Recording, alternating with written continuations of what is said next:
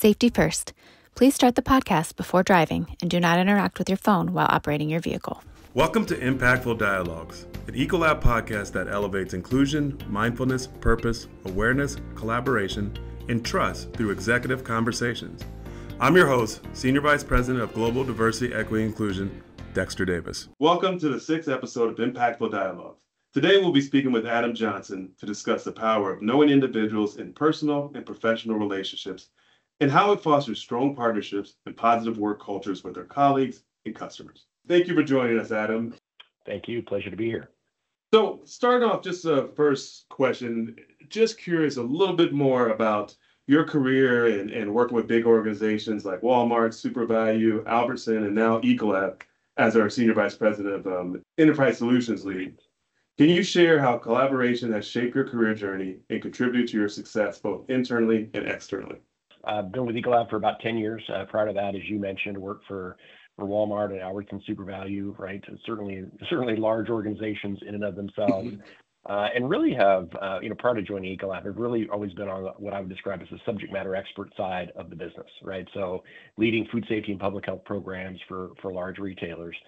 And for me, one of the challenges with, those types of roles is, right, certainly you're a support to the organization. You're there to guide the organization, identify risks, and certainly kind of shepherd the brand, which doesn't always lead itself to, being included and always being thought of as part of the business, right? And so for me, I think one of the things that I've always tried to do is really put myself in the shoes of others, right? So how do my actions enable the business? How do my actions impact others and their ability to be successful? Because the more that I can help them be successful, the more likely they are to help me be successful, right? So it creates really this symbiotic relationship.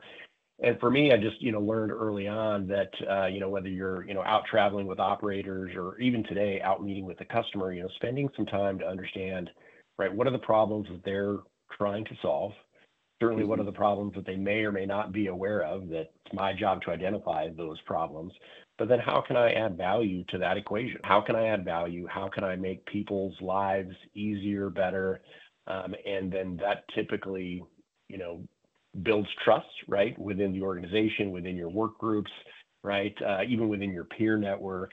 That really allows you to get things done and really to get things done faster. And so, again, while, I don't know that I've necessarily been overly successful, but where I have been successful, that really to me has been the key.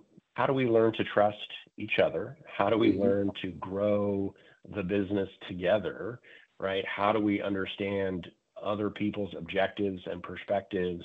And then really, ultimately, how do we show up as one cohesive team, right, for the customers?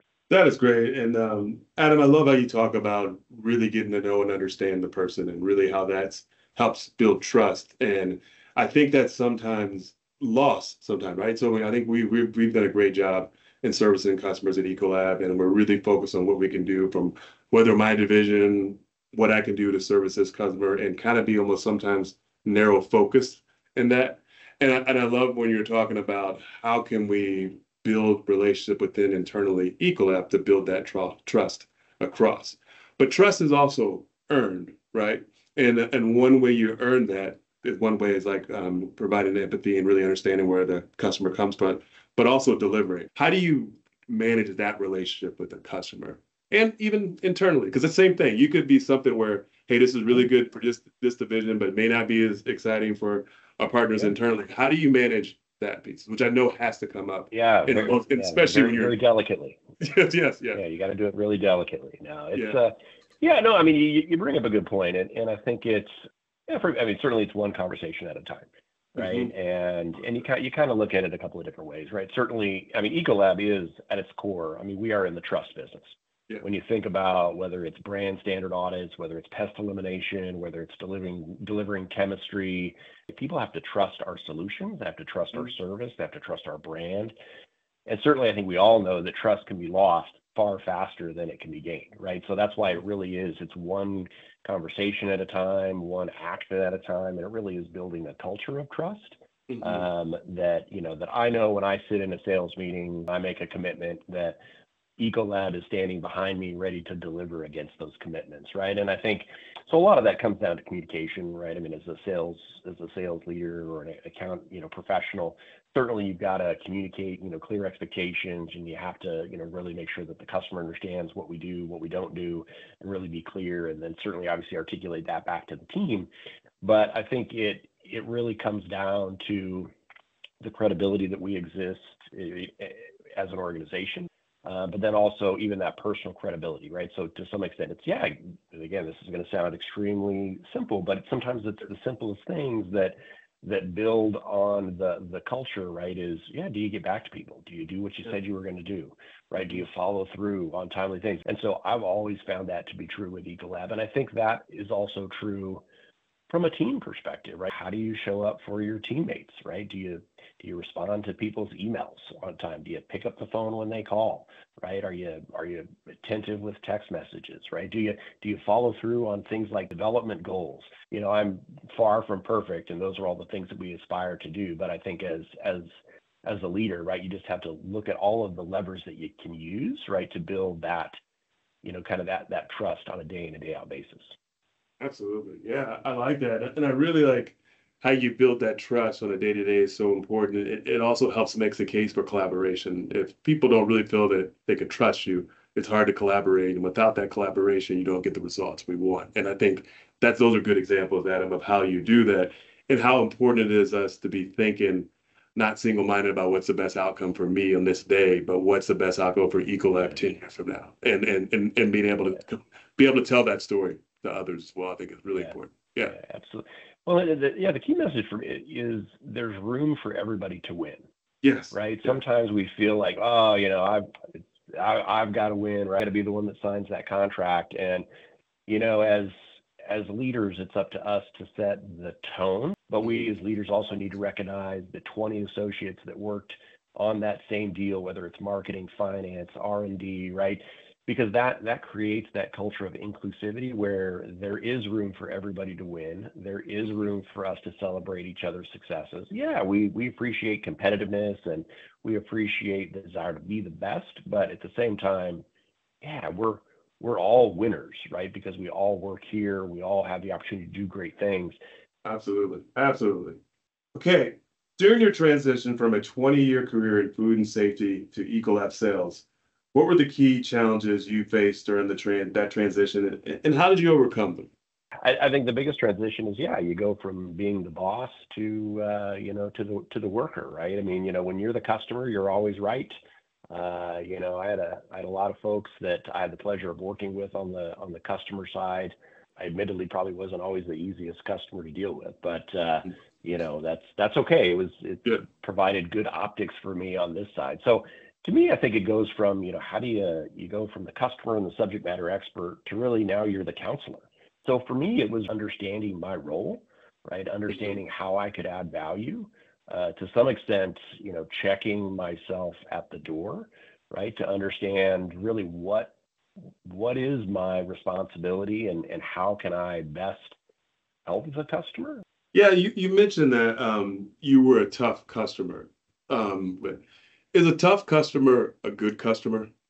They're the best customers.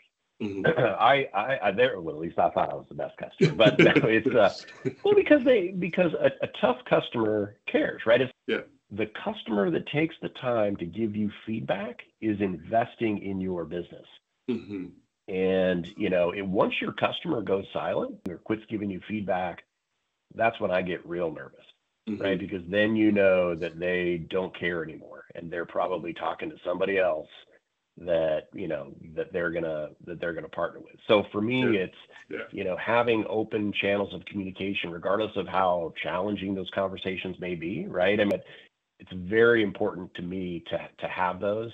That's cool. I mean, I think that transcends so much as a leader as well. And when you think about that, how do you create that environment where you can have those debates and those active debates where you're an exchange of ideas and where you're both striving for the same goal, whether it's developing or whether it's performing. All those things are so important, and like you spoke so much about. I mean, it sounds like from hearing you talk about your roles in different companies and different industries, it's really about the relationship, building trust, and sticking to your word. I mean, I think that is essentially what I hear you saying, and that doesn't surprise me because that's about anything in life. It kind of sticks to that.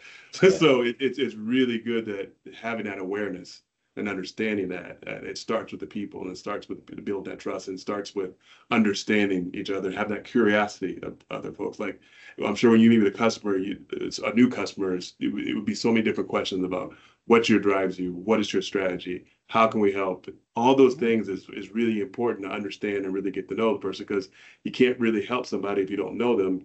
Yeah, I mean, absolutely. I mean, it's a people business. Yes, it is. You Yeah. know, I mean, what we're in is a relationship business. It's a people business, both internally and externally, right? I Yes. mean, you're not going to get anything done internally in this organization if you're not engaged, you're not asking the right questions, you're not adding value, right? Those are all the things that when you talk about development and advancement are the things that really pave the way. So, as executive champion for the Disability, Ability, and Wellbeing Network, or DON, in Greensboro, North Carolina, could you share why you took on this role and your key takeaways from working with the team? How has that experience influenced your interactions with peers and customers? No, it's appreciate the question, and I'd say it's we've got a great DAWN leadership team and membership base in Greensboro. We continue to grow it, and I was really inspired by I'd say the broad nature of what DAWN's trying to accomplish. Right, when you talk about inclusivity and access for for associates and really understanding what folks are going through, and for me, and again, this may or may not sound right, but to me, DAWN was the broadest ERG net I thought we could cast, right? When you think about, talking with associates on, how do we understand and listen to the struggles that they're going through? How do we provide support for those struggles, right? Whether it's a physical access limitation, right? Whether it's, caring for an elderly loved one or caring for, for a child with special needs, those are all real impacts to the business. They're all real impacts to people. And for me, I was just inspired, right, by the broad nature of what they were trying to do and trying to accomplish. And for me as a leader, right, I think it's been great because it has given me the opportunity to step back from the business and really get to know people and their true personal stories, which again I think is the biggest power of DAWN. And I'll still remember we were on one of our calls, and it was one of our kind of our coffee chats and an open, really an open discussion forum, right? Which doesn't sound very very formal, and it's not on purpose. And having associates that I had worked with for 10 years on the phone in tears because they were so happy that there was finally a place where they could talk to other people that were going through similar challenges that they were going through, and the appreciation that they had for the organization to make these types of forums available during work hours was just powerful, right? And so for me, it was, again, it's just an opportunity to say, wow, you know what, as good as a leader as I may think I am, and I'm not, wow, I've got a lot to learn, right? Because, people that I've worked with shoulder to shoulder for a decade, I wasn't asking enough questions. I wasn't present enough to know that these people were going through these challenges or dealing with these things at home. And I think DAWN has given me the opportunity and the access to learn more about people, to learn more about myself, right? To ask better questions, to be more present, to maybe, let's focus on the business process for 5 minutes. And let me ask how you're actually doing, right? Are you doing okay, right? And again, it sounds so simple and so straightforward, but we are such a driven organization, right? When you think about, all the work priorities we have, having a group like DAWN to be able to, kind of put some time on the calendar, get together, have those forums, have those chats, have those speakers, right, that come in and really help educate us on, the world that we live in today, which again is infinitely more complex than it used to be from a people perspective standpoint. Yeah, absolutely. So for me, DAWN's been a great learning experience for me, and super proud of what we've been able to accomplish, and would certainly encourage others to check out DAWN and join some events and just listen in, right? If nothing else, even if you don't speak up, a lot of times you can learn a lot from just being there and kind of soaking it in.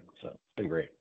Absolutely. And Don is our newest ERG, and I'm really excited about the progress they've already made. And it's not hard to really resonate in the mission of Don, because I think we all, either personally within the family, can connect to some of the materials and some of the discussions we have with Don. And I really like what you said about asking that question, you ask questions differently, because I think sometimes we lose fact that we're in the middle of a work environment and we're kind of going through things, and it's sometimes slowing down and asking that next question. Somebody says I'm doing fine, but everything in their body language says they're not doing fine.